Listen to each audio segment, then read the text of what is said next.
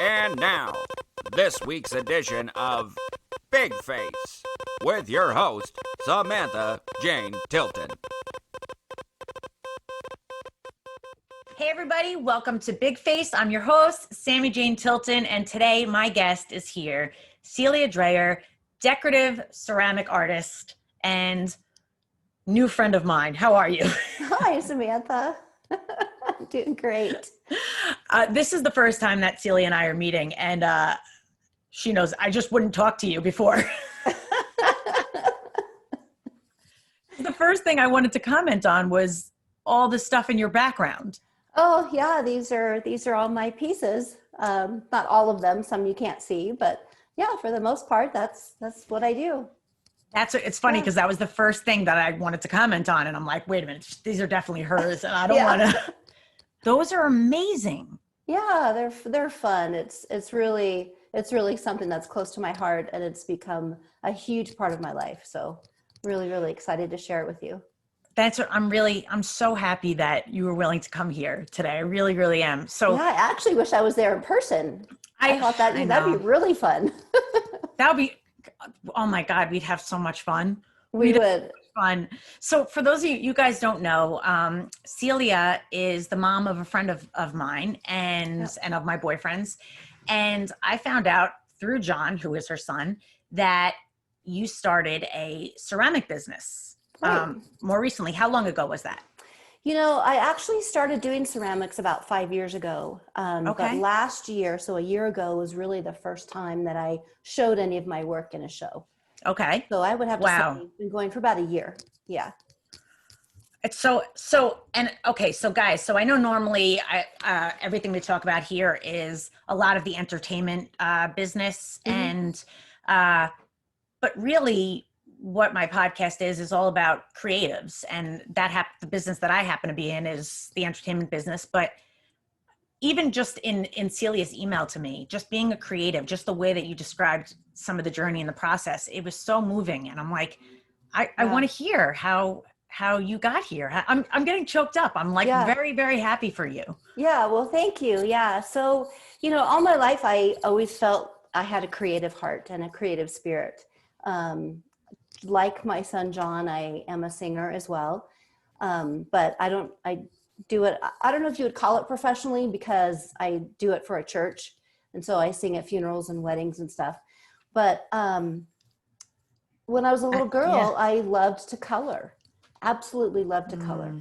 And so usually it was an escape for me. And anytime I was under stress or whatever, I would color. So fast forward to my, later life. And I had a very difficult time breaking apart from the career that I had built for myself. And it just didn't go well. The breakup as you would say, breakup. And so I needed to do some therapy, and I found a spiritual director, and we did some art therapy. And so we started coloring. And we would sit down at a table and we would just pull out a coloring book, an adult coloring book, I wasn't coloring elephants and clowns.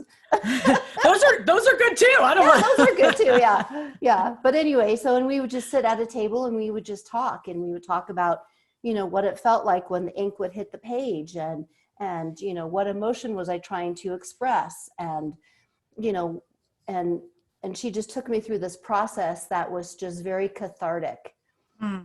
And so I was able to get out all of my issues and my problems and my insecurities and all of that through coloring. And we did that for quite a while. And then when I kind of was done with that therapy, if you're ever done, who knows? Yeah, we're never done. Right. I just started looking at something that would take me to the next level. Was that going to be painting, on canvas? Was that going to be, graphic arts? What was it going to be? And I just happened to come upon a decorative ceramic class, and I started taking it, and it felt like 3D coloring. Wow. That's what it felt like. It felt like I could just color all the way around, but using paint and paintbrushes and acrylics and glazes and all that stuff. And I just was in love, absolutely in love.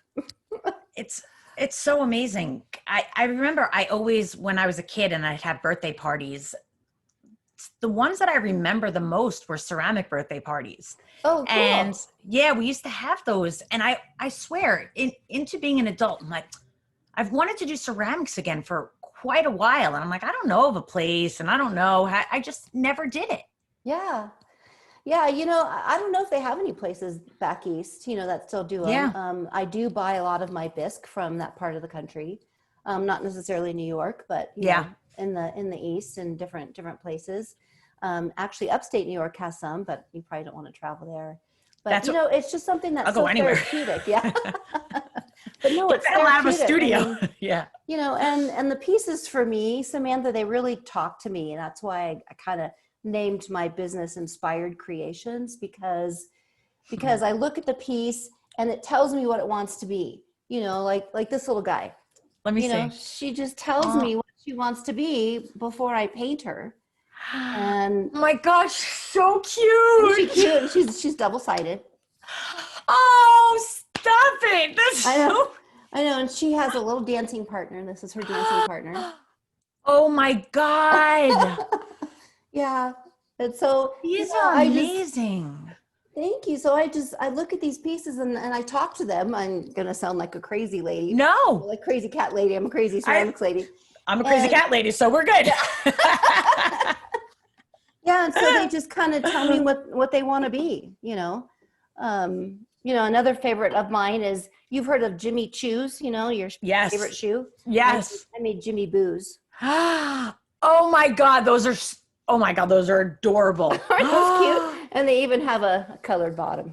Oh my God, you're on it. Yeah, in true Jimmy Choo fashion, right? But no, I just look at these pieces and there's really no rhyme or reason to, like, when I go and buy pieces, it's just what speaks to me on the shelf. And then I don't follow patterns. I just look at the piece and decide what it wants to be.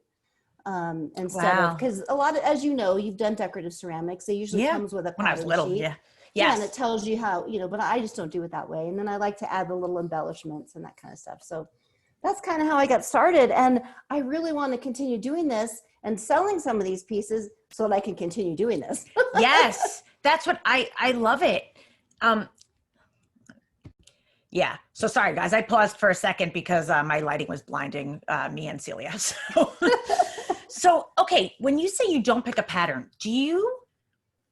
So are the ceramics like or what is it made? So before you put it into the kiln and stuff, what is it made of? Right. So they're molds, and I buy them from a shop that actually creates them. So they pour what they call clay slip inside a mold, and the mold kind of goes together like this. And then they let it dry, and then they open it up, and then there's two sides, and that's called greenware.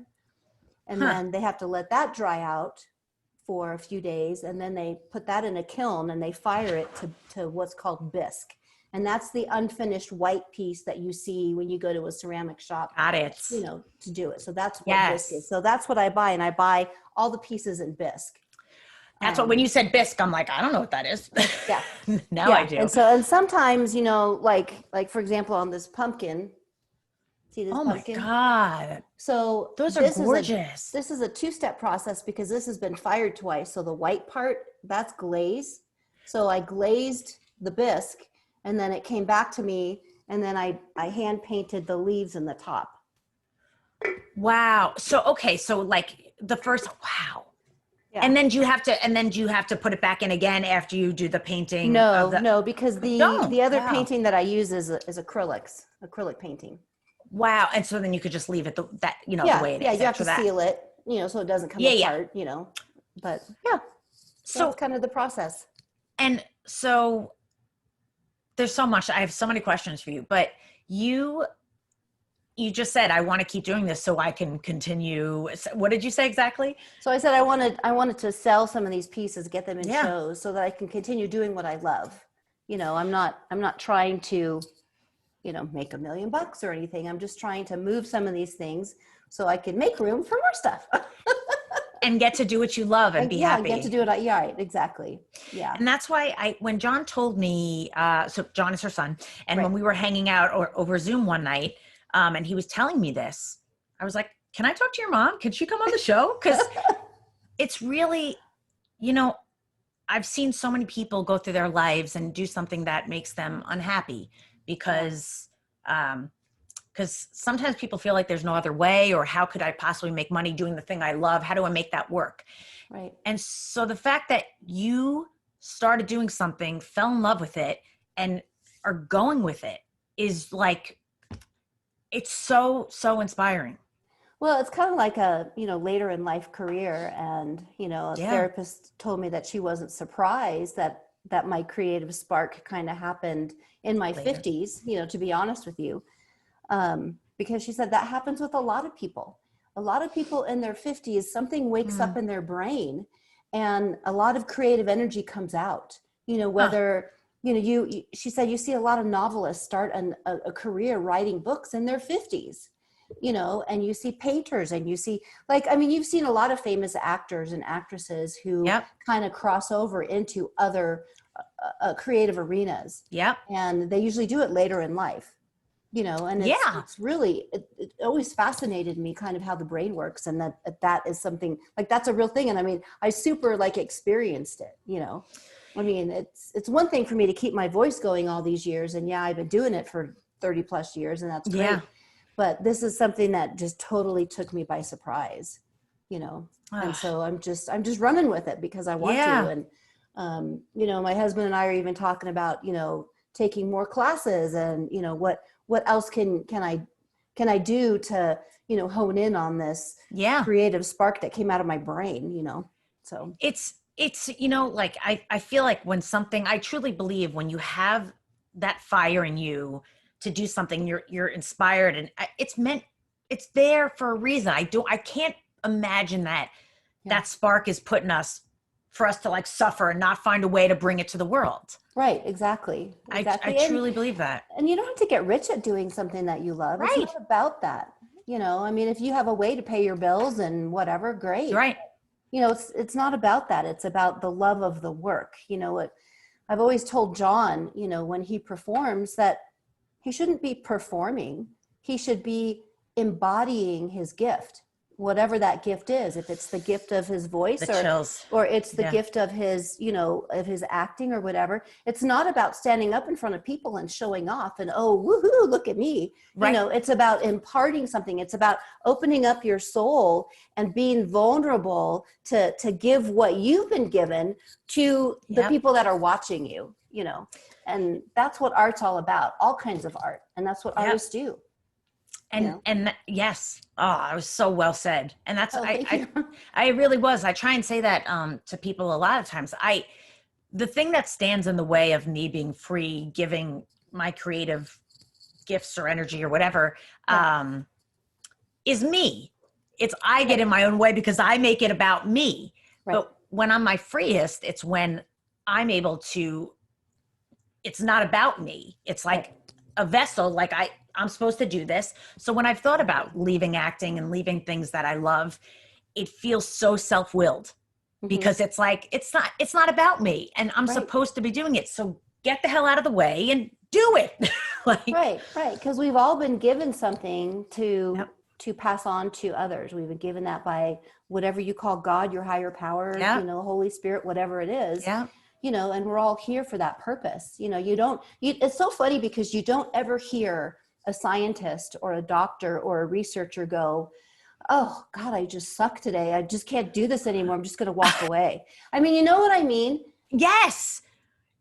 It's really true. If you're in math or you're in the sciences or whatever, it's like artists it seems like they're the only ones that are so self-deprecating that they're willing to give up their gift that was not theirs, that was given to them. Yeah. Out of some self-loathing or some idea that, they're not good enough or whatever. But you just never see that in doctors or lawyers or judges or, it's crazy. Because there's a steady path. You do this class, you get a degree, you do a practice, whatever. With creatives, whatever the path may be, there is no one path. There is no right way to do it. And it's any person that is creative and chooses to do that throughout their life. Yeah. You'll never hear two stories the same, ever. No, ever. Yeah. And that's what makes us very, very different. Yeah. Yeah, absolutely. Yeah. Cause it's not even a zigzag. I mean, it's just like a pattern that's just like all over the place. Right. So It's it's really inspiring. I want to, you said about being, keep trying to fix this camera. Sorry guys, my camera on my computer's shot. So it'll be better when I get my new one. you look beautiful. Thank you. So when I first met Celia, I'm like, you're gorgeous. She's like, and once again, I won't even make you comment on that. But once again, just like being a creative, we go, no, we're so self-deprecating. And it's like, why? And I was like, just say thank you. Yeah. I do the same thing. If somebody gives me a compliment, I'm like, oh, it's just because the light, or it's just because, just shut up. Just say thank you. Part of being a woman too, I think. I think that's, women are, yes. I think most men, I've never heard a man go, oh, stop. No, I know. They're like, oh, thanks. Cool. Yeah, like, cool. Puff me up. Woohoo. It's such a different world. Oh my God. It's a different planet. Yeah. Yeah. You talked about like being in, like something happens when you're, you get to your 50s and something, there's a spark. And I wonder if it is hitting that age range, or if it's, because not everybody does. Not everybody, I don't know. I feel like for me, it's all like spiritual development, and it hasn't been on my timetable, and different things started happening when I didn't expect them, or just, I think when something opened up within me, and like you talked about therapy and stuff, I think it's, yeah, I think that's part of it. I think that, when you've lived a certain number of decades, whether that hits you in your 40s or 50s or 60s or whatever, I think life and the way that you view the world and the way that you view your spot in the world completely changes, and the perspective that you find, and the perspective that you never thought that you would ever have in your life really becomes clearer. It's almost like you put on a pair of glasses for the first time and you really see the world. Because things that were so important to me in my 20s and even in my 30s just aren't anymore. It's just not important, which is great. Yeah. Yeah, but it takes that life experience to get there. I mean, you can't just, wake up at 28 and go, I've had my life experience, I'm ready for this. It just doesn't work that way, because, as life is a journey, and we all have a path that we have to go on. Yeah. And, we have to get there in our own time. Yeah. But when you get there, it's like, oh, that's kind of nice. That's kind of great. I know. And it's funny because I always used to hear like women would say like that their 40s were so much better than their 20s. And I'd be like, really? And then people don't like getting older. And I understand that getting older, different things happen to your body and your face and all that crap and health. But oh my God, as I've gotten older, you can't have that be in any other time than its own. Right. I'm so much happier later on in my years than I like. It's just, it's different, and it takes its own time to do that. You can't teach someone that, Yeah. Well, I think that we, as a gender, I think that we need to stop saying that, oh, it sucks to get old. It's this and that. And, oh, I've got bags under my eyes, and I've got, the wrinkled neck, and I've got the gray hair. And I just decided, probably when I hit 50 that I wasn't going to do that. I mean, I worked damn hard for these gray hairs, I'm going to show them off. You know what I mean? And it's like, and thank God I'm going to be 57 in December. And I'm like, thank God I don't have to worry about being a size 6 anymore. And I don't have to worry about, I don't know, higher boobs or a butt, or, you know what I mean? Yes. It's like now I feel like I've just freed myself from all of that, and that I can just live. I can just enjoy. And I mean, women, we are in such a rat race when it comes to our appearance and and how hard we are on each other, and what the beauty industry has done to us, and what the diet industry has done to us. Yep. And, it's just I'm just not going to tell myself, oh, this is so hard getting older. No, it's not. It's not hard. I mean, God forbid I should get a horrible disease. You know? But it would be the disease that would be horrible. It wouldn't be my age. Right? Yeah. That's, wow. It wouldn't be That's because of a number on a scale. Right. It would just be because I got the disease, and the disease is horrible. Right. Right. So I don't know. It's,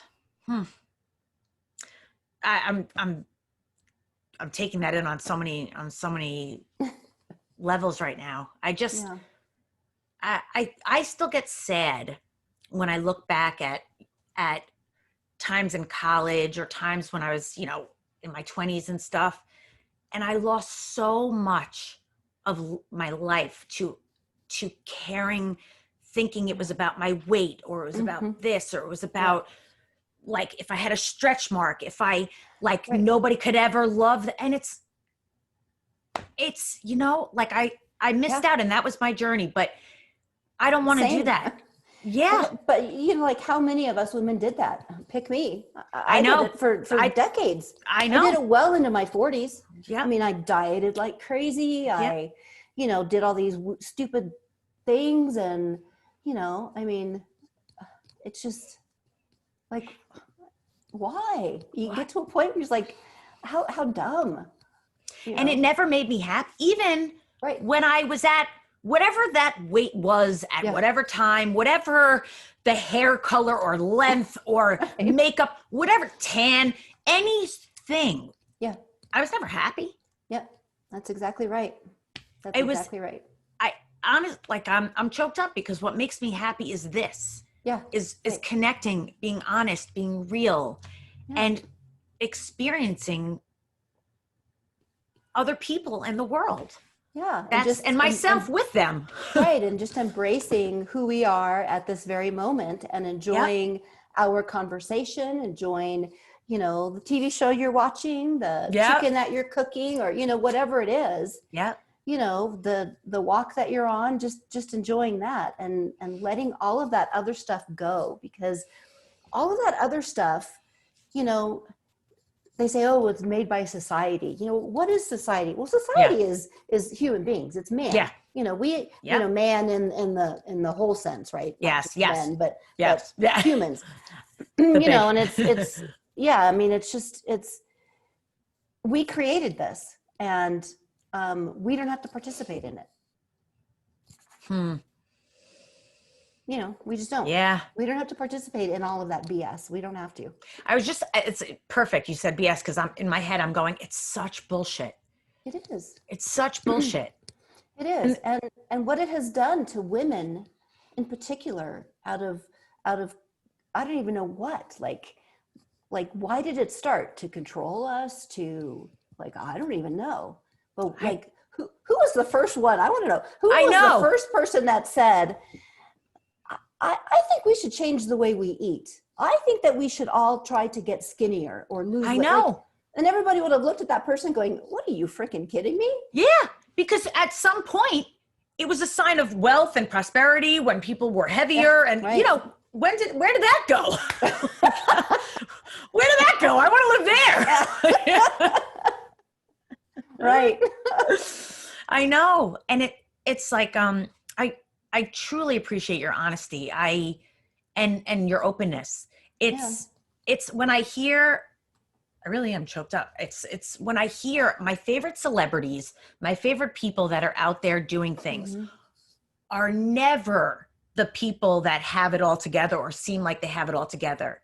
Right. It's always the people that share their experience, that share their body doesn't exactly look like that. That's airbrushing, the stuff that we all as human beings struggle with, especially women. And I'll say that, and so God, you're such a power of example. Oh, and such an inspiration. And it's so courageous to do what you're doing and to share how you share. I wish you were here. I wish we could hang out. I mean, I just want to, kind of pass that on to the younger generation. I have a daughter, and I don't want her, she just got married last October, and I don't want her congrats. entering her marriage and going with all of the changes that happen to the human body over a lifetime. I don't even want that to enter her head. You know what I mean? And I did a lot of damage to my daughter just by all of the dieting and BS that I did, and hopefully it's not irreversible, where she can just, love herself for who she is. My daughter's so funny. She's had a lot of sports related injuries because she was a soccer player. Oh, wow. Yeah, it's so funny. I mean, even though John's athletic, I had like one super artsy and then one super athletic. So interesting. Yeah, it's so funny. But anyway, she played soccer in college at the Division II level. Wow.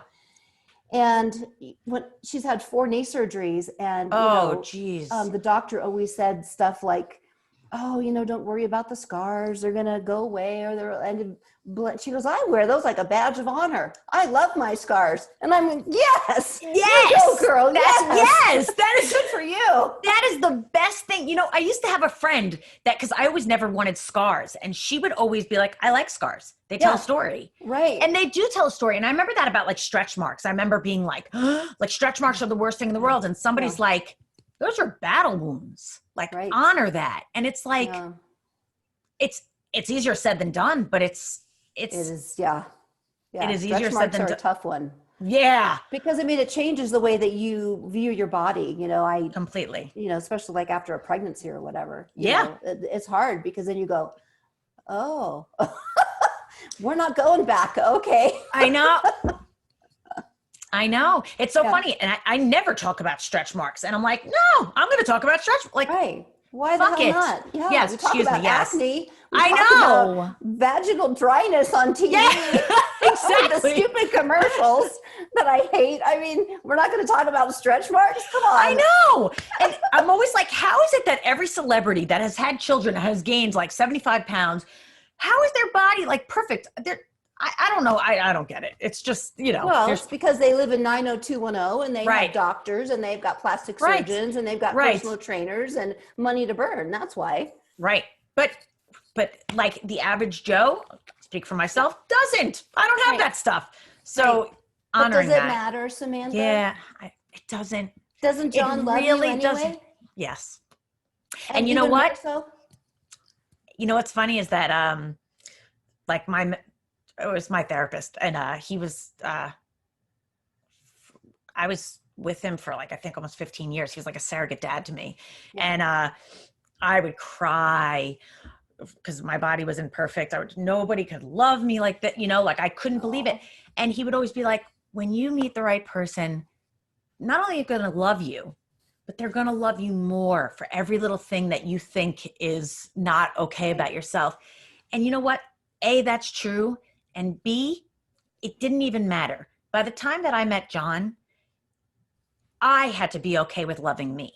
I had to find that within myself because I can't get it from anybody else. No. Even when people give me compliments or tell me this and that, if I don't believe it within myself, it's right. I can't take it in. I can't absorb it. No. So yeah, it's just, this is our human condition, and more so for females, this is our female human condition. Yeah. And there's nothing wrong with it. No. So. And you just said, I hope it's not irreversible with your daughter. Yeah. We are all a work in progress. And I had a parent that teased me mercilessly and stuff. And that wormed its way in. And like, it does. That's at some point, that's my work that you know what I mean? Like we can't change, and no parent can ever be the perfect parent at any given time. I've learned this as I've gotten older, like they just do the best they can with what they were given. Right. And some parents were given more than others. Exactly. We're all human, right. Exactly. Yeah. Yeah. So, you have to own it, do your work, and move on, and exactly. But absolutely. Yeah.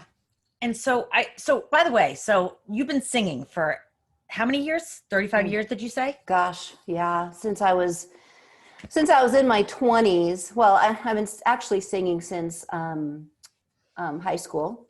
And Wow. again, like John, went through a lot of the vocal music stuff. And I even went to vocal competitions as a high schooler, and Wow. did some time in college on music. Never really pursued it just because I didn't want to be a music teacher, and I kind of grew up in an era that, I had to find a career that was going to be okay with motherhood, Right. and that just wasn't what I wanted to do, Yeah. So, but I studied privately for many, many years, and Yeah. I've been singing at church. I mean, I always wanted a singing career, I always, in the back of my mind, I always thought that I could, do something with it, or, professionally, but I just didn't have the support network around me to make that happen. But the fact that I found church, I'm Catholic and sing for 2 different parishes, and, it really fills my soul. It really helps me satisfy that quench of vocal singing. And so it's really been a huge gift in my life. It's singing is I grew up singing, and I was in like all county and that, and then I stopped doing anything creative. By the time I got into 7th grade, my mom got sick with cancer, and that was just like everything shut off. And I was also teased, like, there's people in families that, about like my voice, that it wasn't good enough. And I took that in. And the thing is that I tell this to John all the time. When I'm having my worst day, I forget to sing. But then I do, like, I'll go driving by myself and I will sing, and I'm a different person. I come back and I'm like so happy. Yeah. And he's like, "What happened to you?" And I'm like, "Can you remind me to sing?" Yeah. Just it's sing like every day. It taps right into my soul, and it's just like, yes. Yeah. Yeah, definitely. It's so interesting that you were talking about when you were a kid and people telling you that you couldn't sing and whatever, that's a little bit of internalized performance anxiety. And I started playing the piano very young. And when we were still living in California as a child, I was the student accompanist for the school choir. Wow. And so at one performance, I was really excited to have my whole family there and everything. And I lost my place in the music, and I stopped playing. Like I just totally freaked out, totally panicked. And after that, I couldn't play anymore. And I still can't play the piano now. But I had a similar experience in my 30s, late 30s.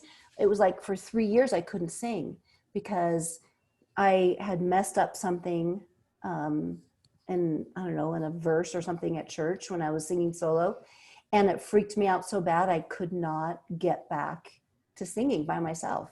I would sing in the choir, but I could not cantor. And all of that is internalized, BS that we tell ourselves, right? And so it took me just forcing myself to do it, just shaking like a leaf on the verge of a heart attack, and just getting up there and doing it. And so maybe the same thing would help you, turn on your voice memos on your phone and sing. And hear it. I mean, know what sounds good. You know what doesn't sound good. Yeah. Yep. Oh, I know. And just do it. And just do it and see. And just a little plug for my son. He's quite the voice teacher. On that note, so those of you that have seen the episode with John Dreher, that is Celia's son, and I put his video in there. So I did not know he was. I did not know he was the singer that he is. I didn't even know he was a singer. And then I was like, "Are you kidding me?" I knew he was an actor. Maybe he had told me, but I never really internalized it. Right. And if you guys haven't seen it, please watch John Dreher's episode. And I put it at the end. He did this Les Mis thing that is unbelievable. He is unbelievable. Oh, thank you. Yeah, he's unbelievable. He's really good. Yeah, he is. He's very good. From your lips to God's ears, huh? You know what's funny is, get this. What? So my John turned 40 and I got him different presents. And he had mentioned that he would maybe want to take voice lessons. And Cool.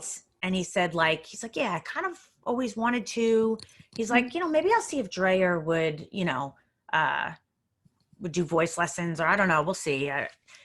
And I spoke to John and I got my John 4-hour sessions and the half-hour consultation to figure out what they want to do. Yeah. And that present brought him to tears. He choked up and Wow. he was That's like, great. you talked to John? Like, and I'm like, yeah. And so they're gonna start doing that. That's cool. And That's cool. it made him so happy. And Yeah. I said to you, like, even when we first connected in email, that like, I'm sure we have you to thank a lot for who your son is. And, Oh, thank you. it's very apparent. And he's so lovely. Yeah. And, after he starts to work with John, I want to ask him to do voice lessons with him.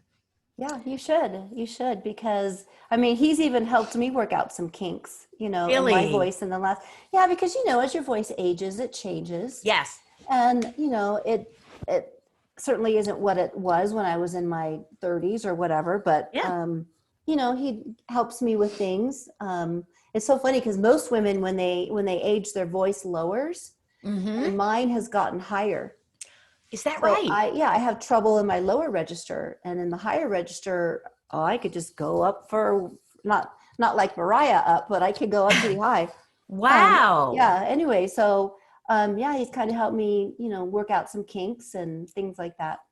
Yeah, he's wonderful. That's Yeah. beautiful. Yeah, he really has a functional understanding of the anatomy, Huh. and I'm telling you, for all of your listeners, if you want voice lessons, go to somebody who understands the anatomy of the vocal cords, because that's the number one thing to understand. So Wow. That's really informative. I didn't know that. yeah. And it's funny because I took a couple of voice lessons with this voice teacher. His name is Marlon Saunders, and he is not only an unbelievable voice teacher, but an unbelievable spirit, person, artist. He was just wonderful. And I just sang for the first time. Like, I was scared. It was just him and me, and I was terrified, but he created this space. And it was like, I couldn't afford it. And it's, he's wonderful, and, it costs money. Sure. But it was such an experience to allow myself to sing, Yeah. I actually committed. You said, take out your voice notes. I committed to my therapist maybe a month ago that I was going to record Killing Me Softly by Lauryn Hill. Oh, and yeah. I was going to record it, and I love time. that song. Yeah. And that's the kind of stuff I love singing. I love very bluesy, and I didn't do it.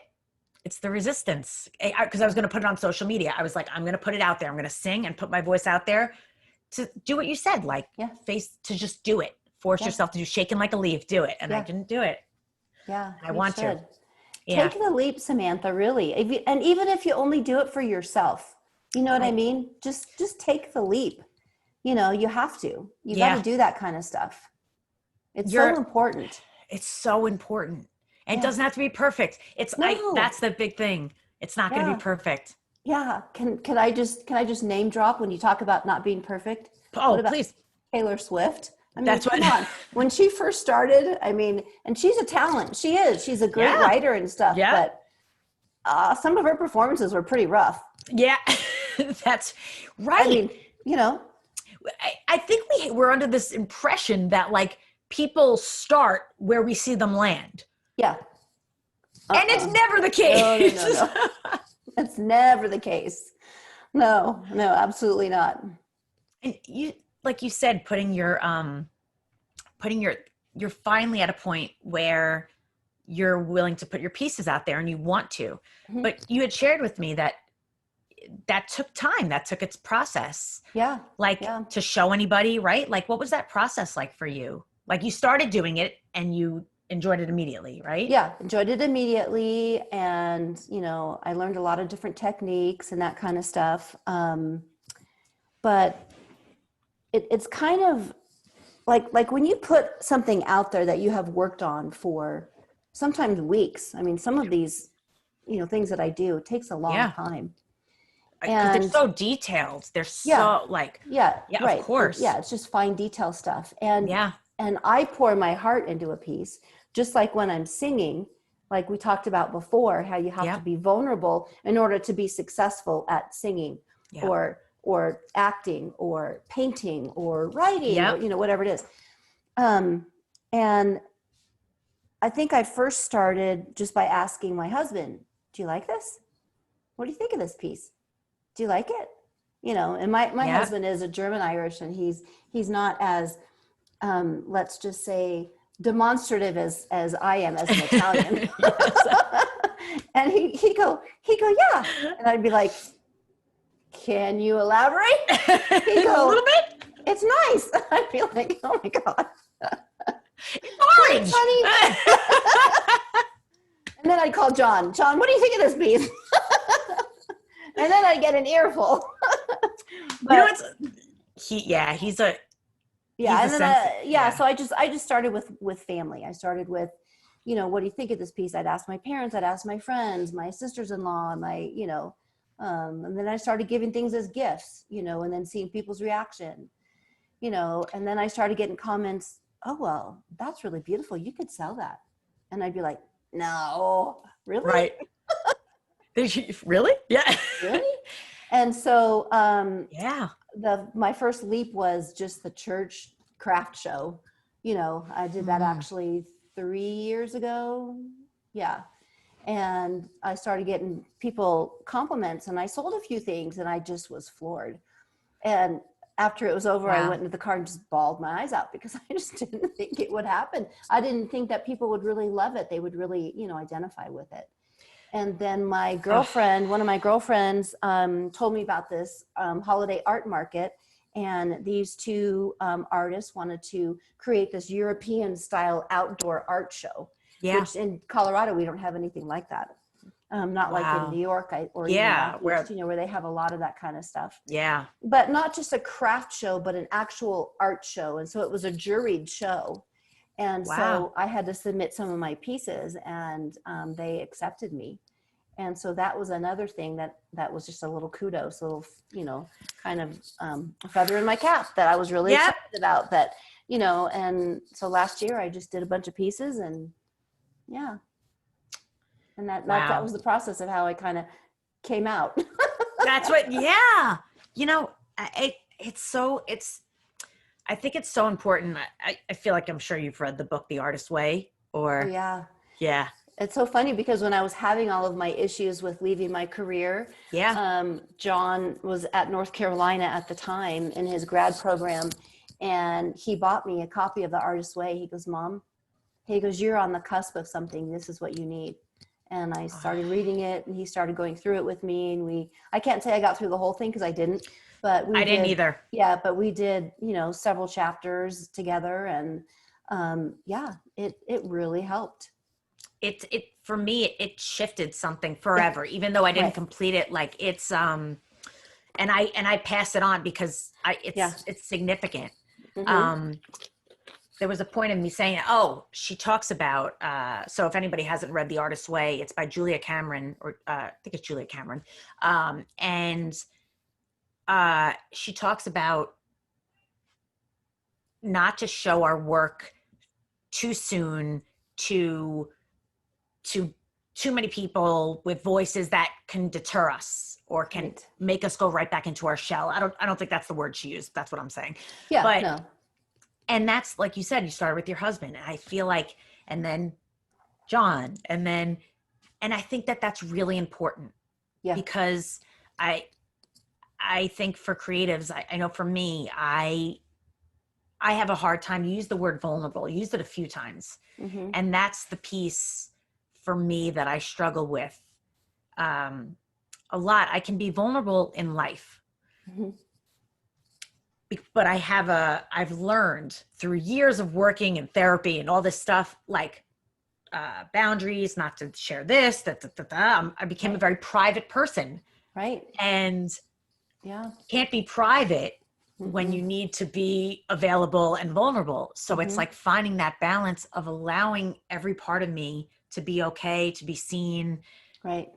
But it's almost like, Samantha, it's almost like you have to compartmentalize, because I'm the same way. I am such a big believer in boundaries, and I am a very private person, and okay, you're over there and I'm over here, and here's the line, right? Right. And so, but you have to, I wouldn't say you, but I would say me. In order for me to be able to, like at a funeral, for example, my job as a cantor at a funeral is to help people emote. That's my job. That's the job of somebody who's up there singing. And so, but in order for them to get there, I have to get there too. But I have to compartmentalize how much of my vulnerability and my feelings and my sadness I allow to come out, because otherwise I'm not going to be able to get through the song. Because then you can't be of service. So it has to, finding that line. Right. And it's a very delicate dance inside of yourself. Yes. On how much are you going to give these people? Yeah. You know, are you going to give so much that you can't take it back? Like Vincent van Gogh, who had to kill himself, right? Right. I mean, there are a lot of artists that have done that. You know, they give so much that they can't take it back, and it's too difficult. Yep. So it's really a dance in what I call the different compartments of and levels of your vulnerability, and how you're going to be able to do that. Because when you have a job to do, which is kind of like an actor too, you know, or a writer or a painter. I mean, it is a job. Yeah. And in order to be successful, you have to open yourself up, but you have to know what your limits are. It takes a long time. I was just going to say, it takes a long time. And I feel like a lot of soul searching and a lot of work. Yeah, it does. It takes a long time. I want to ask you, did you have to work through, like, I grew up with a lot of my things that hold me up now from being vulnerable are the things that I learned about myself through family and other people that I internalized, and they keep me blocked now. It's a process, always working through those. Did you ever have any of that that kept you from being able to be? I mean, I think that's why it took me so long to really find my creative spark, and so many decades, was because I didn't have that unadulterated support that my husband and I have given to John to delve into his creative spark, you know. And mine was just, the support that I got was, well, that's just a hobby, you know. You know, that's just, I mean, and those aren't the words that were used, but what I'm saying is that was the message that I received. Yes. You know, that it was secondary to everything else, that it wasn't important, that, you know, your task in life is to get married and to have children. That's what you're supposed to do. That's, you're going to be a mom, and you're going to be a wife, and you're, you know, and not that I haven't loved those things. That's not the point. You know, I'm not going there, because I have, I've, you know, loved those things, but it's just not it's not everything. No, no, it's not. And I think with somebody who wasn't given that unadulterated support, you kind of get into your late 20s, 30s with a hole in your soul. Yeah. And I just didn't know what it was. I just never could fill it. You know, I didn't understand what is missing. Why am I not happy? You know, I floundered a lot. You know, I never did get a 4-year degree, but I, you know, have plenty of college. You know, I ended up, you know, doing a lot of office work, and then landed in the legal profession, and ended up being a paralegal, and, you know, all of that. But, the only thing that I liked about any of those things was, how could I be creative in this work environment, you know? And it just never dawned on me before, you know, because it was, the message was, it's not important. I know. You know, and it's vital. Right. But then that message turns into, because your brain always works, funny things, then it turns into, you're not important. You don't matter. Right. Right. And not that anybody said that to me, because nobody's ever said that to me. Right. But I said that to me. My needs are not important. Because everybody else's needs are important. So. And and for me, it's a process of like having, because that, like you said, like the brain's a funny thing. It takes that message and it turns it into like, not that this is, I'm not. And it's like having that become more conscious is a huge part, because then I can catch it and go, that's bullshit. That's a lie, but I have to be able to catch it. Exactly. That's a lie. That's a lie.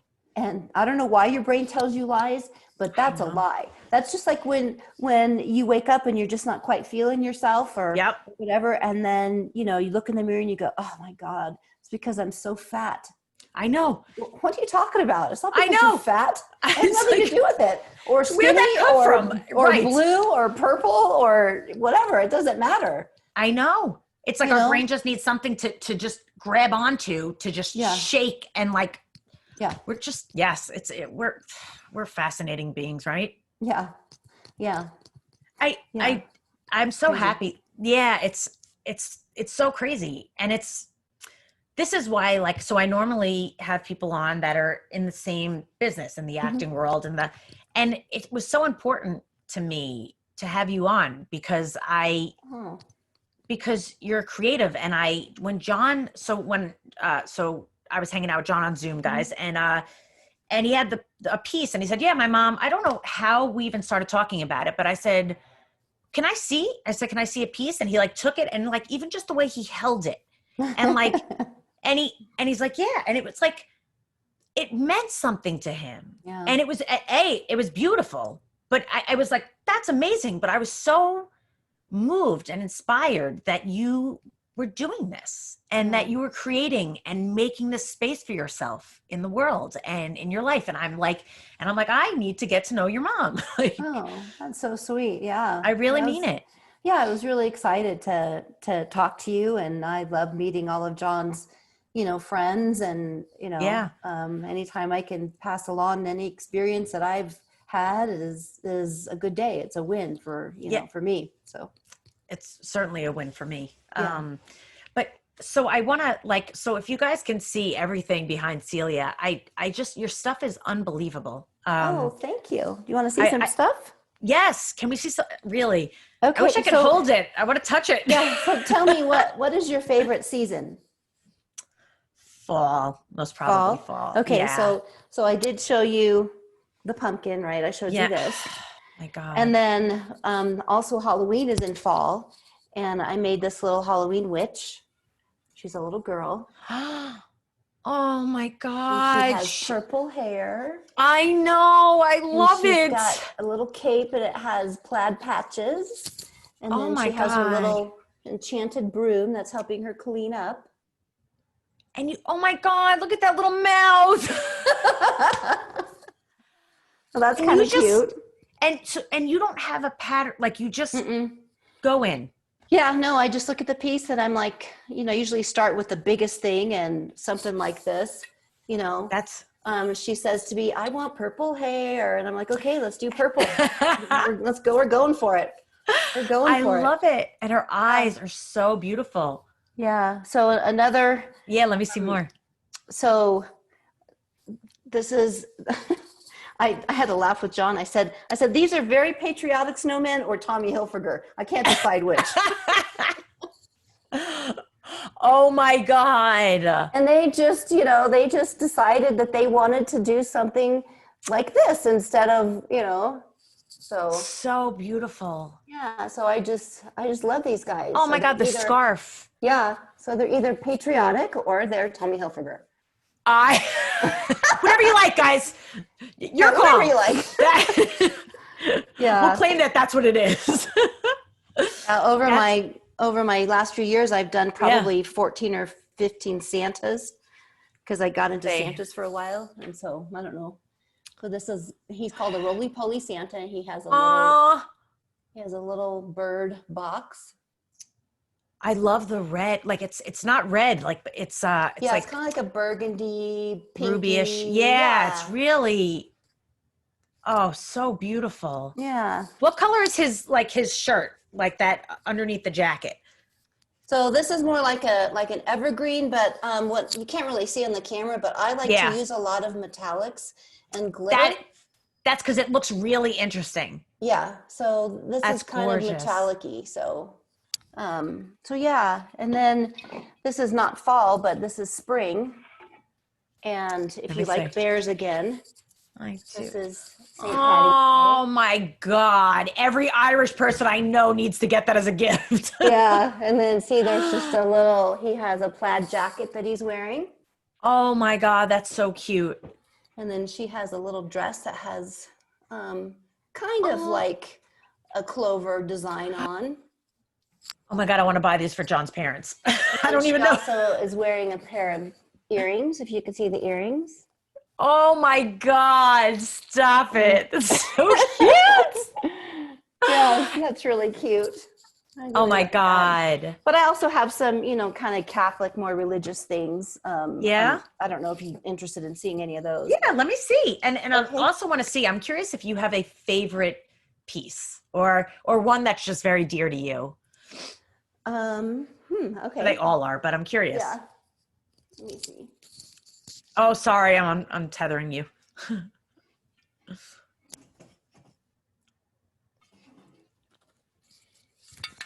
right, I gotta put the headphones back on. Yeah, sorry. You can tell I'm a real professional. That's what I said. No, I was like, I'm sorry, I'm untethering you. I'm like, it's my fault. Yeah. Okay, so this is the Nativity Scene. Wow. Oh, wow. Oh, that is so, the detail. Yeah, it looks like it was carved into a rock. Yeah. Oh, that is so beautiful.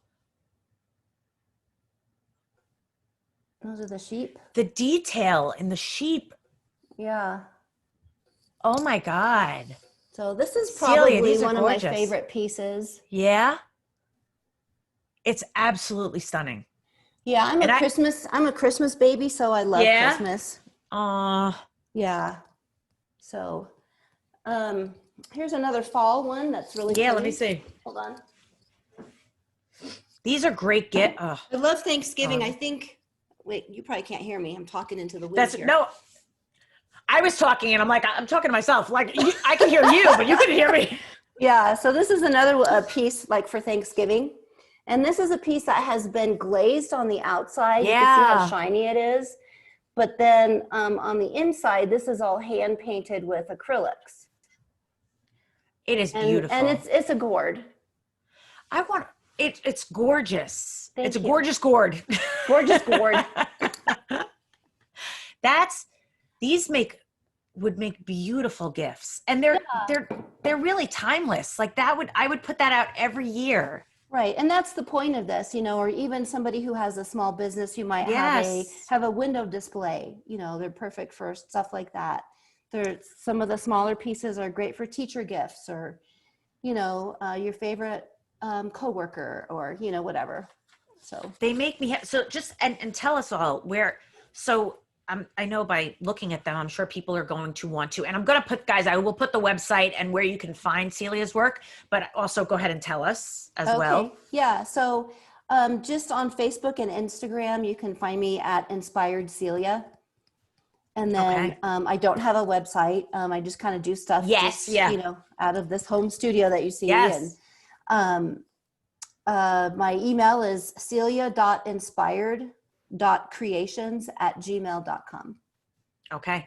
And guys, all this info will be with the episodes. So if you're watching, just in the details below, all Celia's info will be there. Yeah. And people can just, either message me on, Facebook or whatever. And if there's, I don't have all of my pieces, but I can certainly do like a FaceTime call with them or a Zoom call, and we can look at a few things or, what season are you really into, that kind of like stuff. This, and then, exactly. Like I would just had Celia pull a few things and she's had them ready. So right, that's wonderful. Yeah. Oh, one day, God willing, when all this passes, Mm-hmm.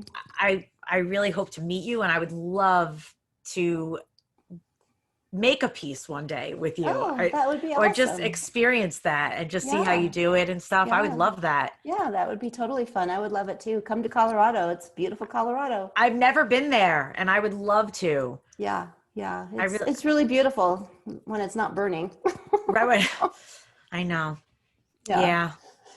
It's so Yeah, crazy. it'd be awesome to have you. We would love to. We would love it. And of I would course, love John that. would just be eating it all up. So Oh God. Oh my God. To be able to be with you guys. God, that'd be so wonderful. it would So be. It'd be so fun. we'll do it. God willing, Okay. this won't take as long as we'll see what happens with our world. Yeah, right. Exactly. You know, you said something before. You said, and it was like a feather in my cap. And there is a portion of my show that is called The Feather in Your Cap.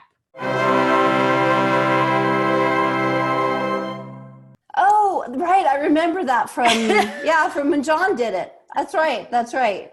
Yeah, cool. And How funny. I didn't even think of that. I know. I was like, should I pull this out now? I was like, nah, we'll wait. We'll go back to this. Nothing like stealing your thunder, right? No, now we get two feathers. It's great. There you go. So what's funny is that how would you describe, if you were to tell somebody what a feather in their cap is, like what that means, how would you describe that? A feather, to me, it would be something that I like an experience or something that I learned that I keep with me in the back of my head and pull it out whenever I need to. That is very well put. Sometimes when I describe what a feather in your cap is, I confuse the hell out of people trying to explain it. And they're like, so like a thing? And I'm like, sure. Yeah, it's like whatever. Yeah.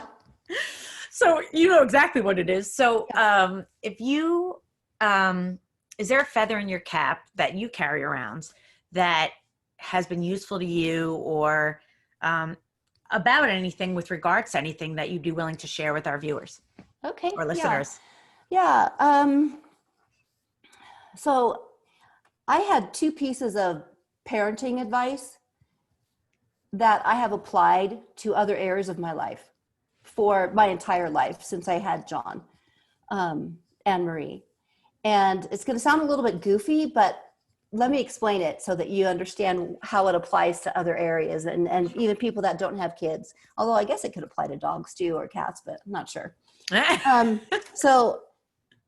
So I had a pediatrician tell me at an appointment that, when we started to hit the toddler age, that remember that toddlers are remember how your toddler is acting now and put it in your brain and don't forget, because teenagers are toddlers with hormones. And I was like, okay. So then when I got to the teenager stage, I remembered that. And I was like, oh my God, he's acting exactly the way he did when he was 3, but now he's got hormones. This is awesome. So then the pediatrician went on to say, So funny. well, because of that, when you get to, raising a full-blown toddler and even a teenager, you need to pick your battles, because there are some battles that don't matter, but then there are some battles that you have to win. Yep. So for an example, I'm going to use my son, John, again. Yeah. I could care less if he had blue hair, purple hair, pink hair, Yeah. white hair, whatever he wanted. Long hair, short hair, whatever you wanted to do with his hair, I didn't care. Yeah. But there were other battles that I needed to win. Like, I really didn't want him to get a tattoo while he was in high school. I wanted him to make that decision after he was 21. Right. That's a good one. So for me, that was a battle I wanted to win. Yep. But when you get out into the world, you're going to meet all sorts of people that could be emotionally stuck as a teenager or as a toddler with hormones. Yeah. And you have to learn how to deal with these people. They could be coworkers, they could be bosses, they could be producers, directors, they could be the person at the grocery store. And you have to learn how to pick your battles. Because again, there are some battles that you need to win, right? And there are some battles that you could just let go. And that just aren't that important. You are so wise. It's insane. Jesus. Jesus, lady, I could talk to you. I swear to God, I know that like if John and I grew up and we were friends together and like I would have always been at your house just talking to you. Oh, Like, you're so like sweet. I'd be like, John, you go out. I'm going to hang with your mom. Like, I'm not even kidding. I could see it. Oh, thank you. Oh, I would love to talk to you anytime. Call me anytime. Seriously, I love talking to you. And thank you. I love talking to you. Thank you. And that's a wonderful feather. You know, that is something that has been super helpful for me. Mm-hmm. When people drive me insane, it usually takes a lot to get me very angry. And it usually has something to do with boundaries, usually. Yeah. But it's been super helpful when I'm able to, that whatever person that is, Mm-hmm. to shrink them down to like a little kid. And all of a sudden it makes complete sense. Yeah. Oh, they didn't get validation. So they are overcompensating and have to put people down to feel better. Like whatever it is, when you shrink them down to a kid, Mm-hmm. I'm able to have so much more compassion. Right. Which is basically the same thing as saying toddlers with hormones. It's exactly the same thing. It's exactly Right. this. Because there are so many people out in the world that didn't get what they needed and they are so self-centered, just like a toddler, you know, where the whole world has to revolve around them. And then they've got these emotions that are completely out of control. Right. And they can't control them. And they're hard to deal with. They are hard to deal with. So, and they don't, you know, and you know what? A lot of people are like, Jesus, why don't they, you know, they're such an a-hole. Why don't they like, why are they like that? And I'm like, I'll say this, not that it's okay to walk around and be an a-hole, right. But I still struggle with things that I'm working on. And I've done therapy, like intensive therapy for many years working on stuff. Yeah. It is very hard to change. It takes a lot of courage and it takes a lot of pain and time and you have to fight. And so I understand why people choose not to. Right. I mean, you have to want it. You have to really want it. Yeah. You have to really want it because it's something in yourself that you don't like.